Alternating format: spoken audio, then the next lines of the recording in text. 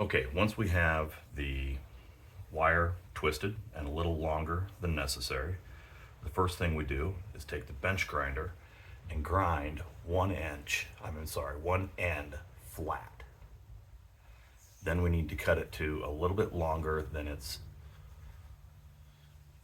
finished length. So this one is going to be an empowerment. No, that's not right. This one's going to be an earth core resonance tensor ring, and the measurement for that is 20.955 centimeters or 209.55 millimeters. I've got my digital caliper set to exactly that amount. So I'm going to cut it a little bit long.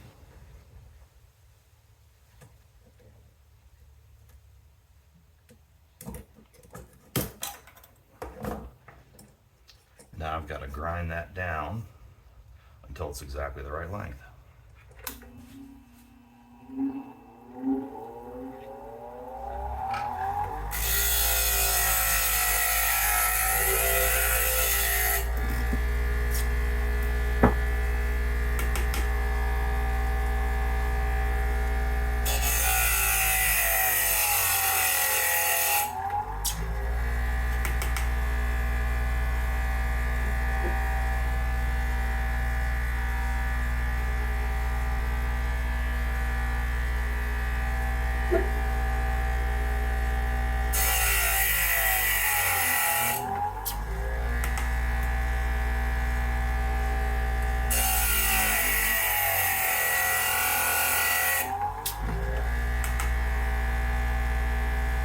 Close, almost there.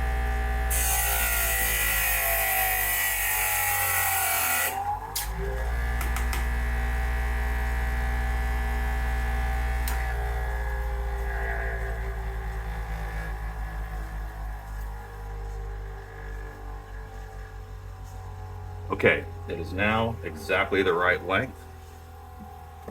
Now I take a small metal file, scrape off some of the extra. So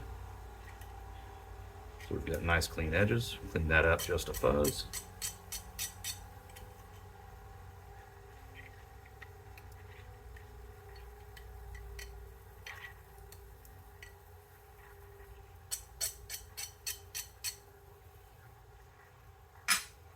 Okay, now we are ready to bend it into shape.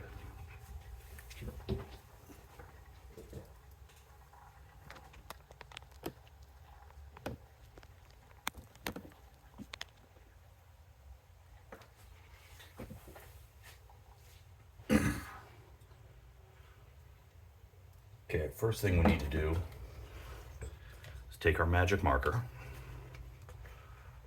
mark one end of one wire.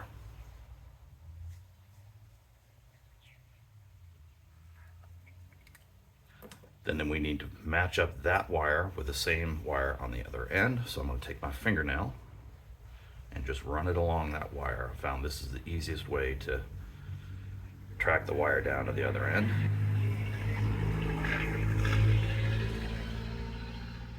There it is right there.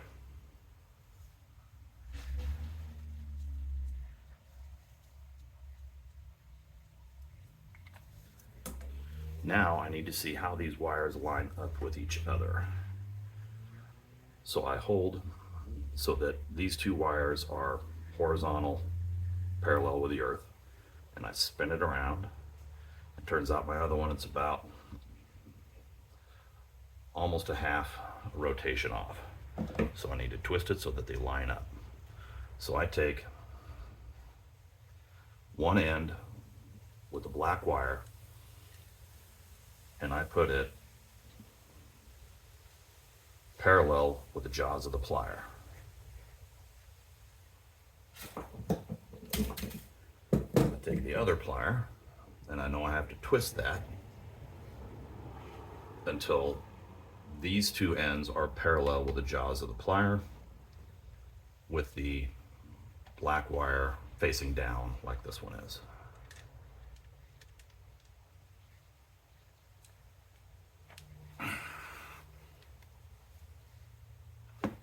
pretty close right there.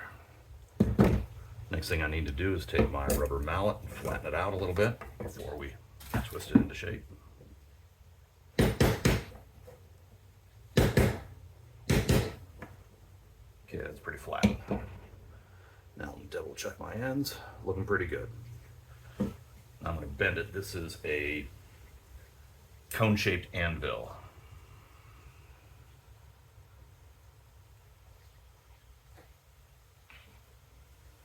Okay, the ends are pretty close to parallel, but the important part is when you weld this together, these ends need to be parallel and facing each other.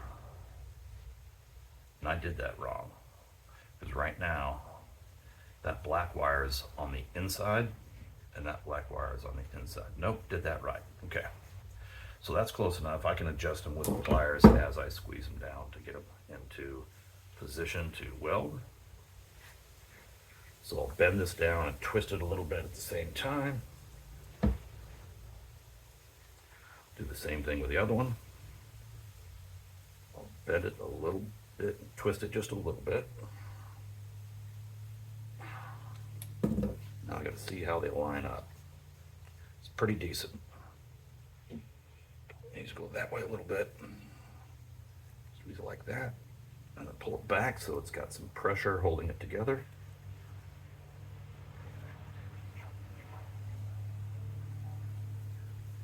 All right, that's actually an extremely nice matchup. If it's a little bit open at the top, then you take it and you push it against something like that. And you just push it a little bit, and that'll kind of angle both of those in and get the gap to close up right there. If you've got a gap on one side, but it's tight on the other, put the gapped side against something and push it that way, and that'll close up that gap. So you've got a couple different directions you need to make sure that those are lined up properly. Next thing I need to do is I've got a wire wheel on my cordless drill in the high speed, and I'm going to put this in a bench vise and just clean that up, get the marker off of it, get the oils off of it before I solder it.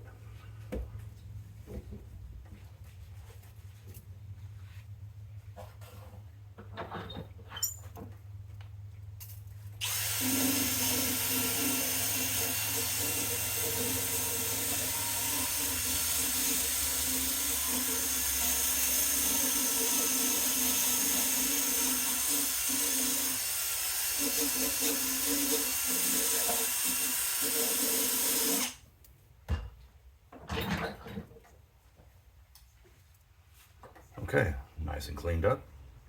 Joint looks awesome. Time to solder.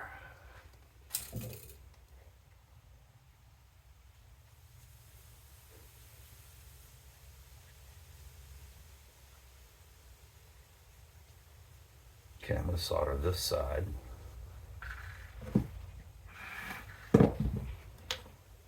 This is the torch setup I use. I also have a oxygen acetylene torch, but for just these little projects, this works great. I'm using MAP gas because it's hotter than propane.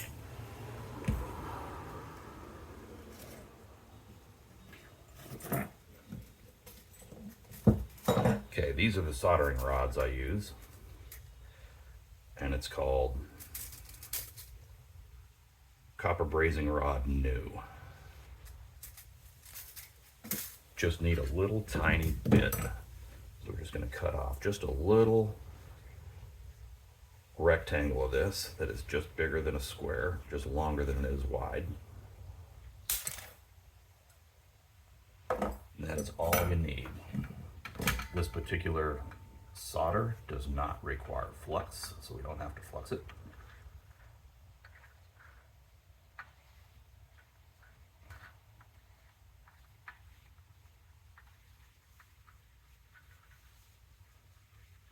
Okay, it's sitting on top of there. Let me adjust it just a little bit. All right, I think we're ready. First, the solder is going to melt into a little puddle, and then when the copper wire gets hot enough to accept the solder, it'll disperse.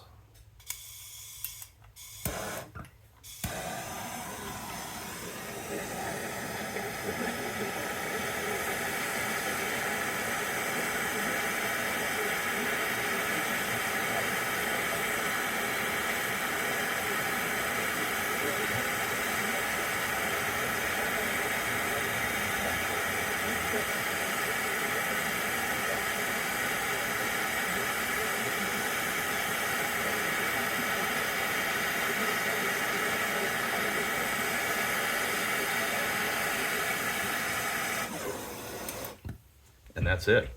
When we drop it in the water,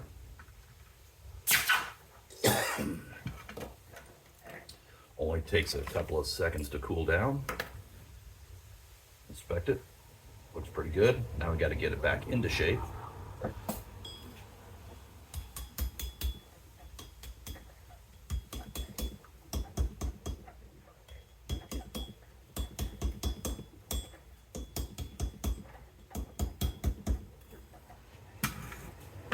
Next thing we need to do is harden it back up. So when you use a torch on it, it softens the copper, but when you bang on it with a hammer, it hardens back up. You want to be sure and use a rubber mallet because you don't want to dent it. And the other reason I'm hammering it is to get it flat.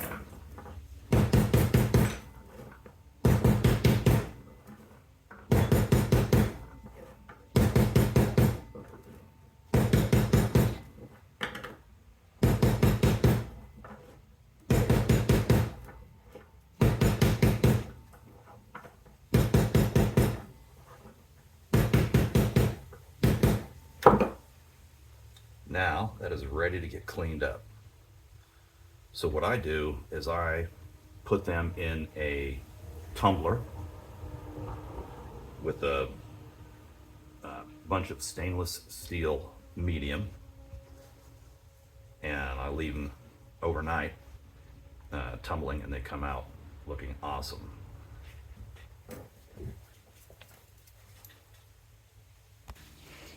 Okay, this is my tumbler. It is a Chicago Electric vibratory bowl.